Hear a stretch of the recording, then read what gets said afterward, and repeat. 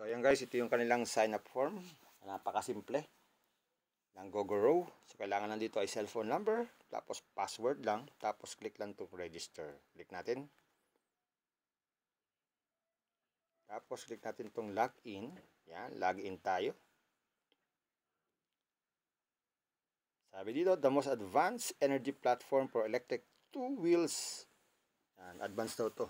Okay. So X natin to. So, meron tayo dito makikita na check-in. So, pwede tayo mag-check-in dito. Click lang itong check-in everyday. At pagkakaroon tayo ng free money daily. So, yan yung free money daily. Click lang itong sign in now. Yan. Tapos yan, nakapag-sign in na tayo. So, meron tayong everyday dyan. Everyday magkakaroon tayo ng 5 pesos. So, only po yan. Hanggang buhay itong platform, meron tayong 5 pesos.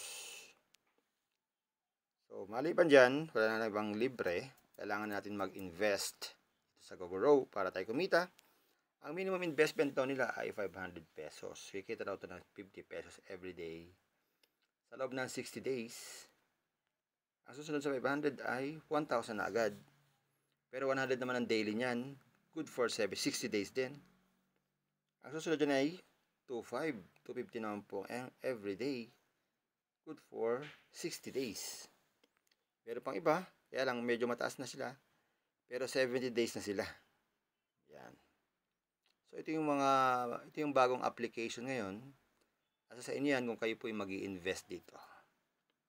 Pero sabi ko sinasabi sa inyo, before you invest, think twice, mag-search, magtanong-tanong bago mag-invest, and invest at your own risk. Invest what you can afford to lose. Yun lang pong sobrang pera ang ating invest.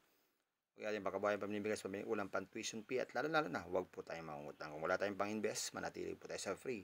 Pero itong free, ipon-ipon lang, makaka-withdraw din. Ang minimum withdrawal dito ay 150 pesos.